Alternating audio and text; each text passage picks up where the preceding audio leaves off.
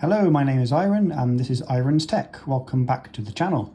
Today I wanted to have a quick talk about my Apple Watch that I have been using since it was released in 2020. So it's getting on a bit, but I use it every single day and I still think it's a great thing to have to complement an iPhone or any other products in the Apple ecosystem. This was released in 2020. It came in space grey, silver or gold. Mine is the space grey version. The case, you can kind of see here, you've got an aluminium case there. If I take it off, you can have a look at the back, which is ceramic. This is made of a ceramic. It looks like glass, but apparently it is ceramic. It's got one sensor in the middle. I know the newer watches have 4 little dots. They appear on the back. This just has the one.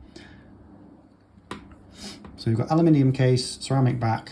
Of course you have the glass front on the watch as well. This is the Wi-Fi only version of the watch. It did come in a cellular version as well, but I just got the one with Wi-Fi, so I do need to keep it within range of my phone. This watch is the SE first generation. So it has the Apple S5 chip inside it. The wireless chip I think is a W3 chip.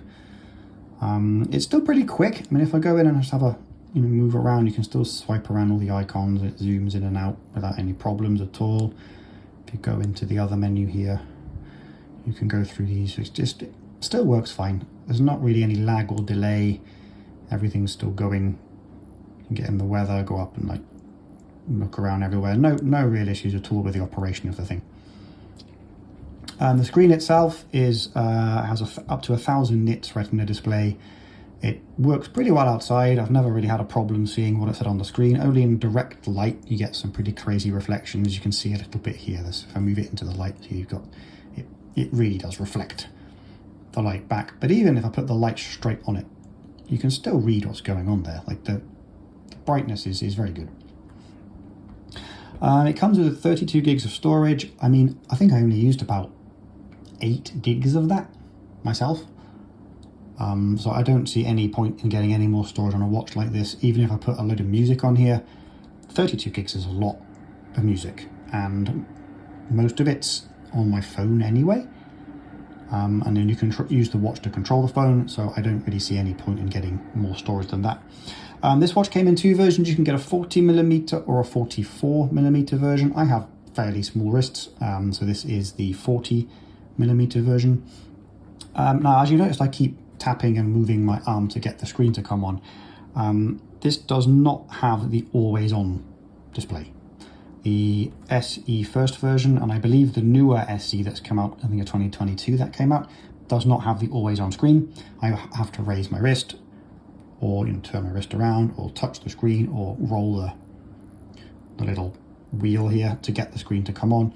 It can be a tiny bit annoying sometimes, but for the most part, it's not been an issue. I mean, I raise my wrist to look at my watch anyway, so it doesn't really cause a problem. It's only now if I'm trying to record a video of this that obviously the screen will turn itself off and I have to roll the wheel or touch the screen or something to get it to come back on. I quite like this feature.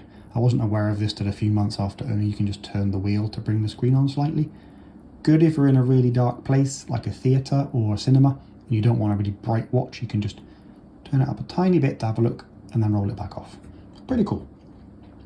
This watch, talking of things it doesn't have the ECG or blood oxygen sensors. I've never myself needed those, but the newer watches do have that. This one does not. Battery life, I mean, I get home from work and I mean anytime between 7 and 9 p.m. is a full day. I mean, the minimum I'll be working is 8 hours. I normally wear the watch from when I get up in the morning till when I go to bed. I mean, it's a good 10, 12 hours at least of using the watch. Sometimes I get home and take it off straight away. Sometimes I'll wear it all the way up till I go to bed. It's not run out once. It's always had power left. I do charge it every night. Because I charge it every night, I do not use any of the sleep tracking functions at all.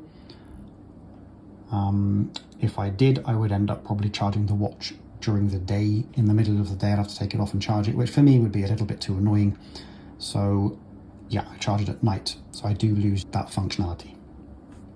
Things I use my watch for: telling the time, obviously, the date, weather, counting my steps. I use this little app called Pedometer to count how many steps I've done.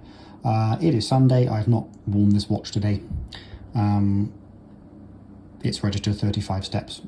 That's just me moving about, basically setting up for this video. Normally I will get about 15,000 steps. I do a lot of walking around. I tend to walk rather than take public transport. So I will be about 15,000 steps, I think. It's a good little app, that one. Pedometer, it's called. I also use it for Siri and obviously notifications. Notifications is definitely the most useful for me with this watch. It saves me taking my phone out from my pocket or my bag or wherever I've got it at that time. I do commute using the trains in Tokyo, and they're usually packed, and I don't want to sometimes have to reach into my pocket to get my phone, bothering the people really close around me. I can just lift up my watch and use my watch like that. Another thing is, if I'm in a meeting, I don't really want to have to keep picking up my phone and looking at it. I can just glance at my watch if I get a notification, and it's, I can read it. I can be aware of what's going on without having to open up my phone and unlock it and everything. It's pretty good. Something else I find the watch really useful for is unlocking my MacBooks. The M1 MacBook Air has the fingerprint unlocking anyway, but the MacBook I've recently picked up, if you've seen my other video, you'll have seen that I've recently picked up a 12-inch MacBook. It doesn't really fit in the shot here. The 12-inch Retina. This one doesn't have the fingerprint ID on it, so you have to type in the password each time, which can get a little bit annoying. But this watch, if I'm wearing my Apple Watch, it will unlock with the watch. So I open the computer, it just says unlocking with Apple Watch, and it opens. I don't have to type anything. It's very, very convenient for that. That's basically it. I didn't have too much to say. I just wanted to say that the SE1 is still a perfectly good smartwatch. I don't see the point of upgrading anytime soon. I still like this watch. I wear it every single day. It's never really caused me any problems. And in 3 years, has it been 3 years now? Yeah, 3 years. The only damage I've got on this is a tiny bit on the aluminium case here, just where I dropped it. And then there's a scratch up. I mean, it's really hard to see it, but get some light on there. Yeah, like you can just about see it up there. There you go. There's a scratch up in that top right-hand corner up here. That is where I accidentally brushed against a wall as I was walking along, and it did make a little bit of a scratch in the corner there. But for 3 years, and I've never put it in a case. It's always just been naked like this. I think it's done very well. So yeah, that's my really quick review, I suppose, of the Apple Watch SE first generation. I think it's great. It's really good. I enjoy using it. I don't think I'll be upgrading anytime soon. So once again, my name's Iron, and this has been Iron's Tech. Thank you very much.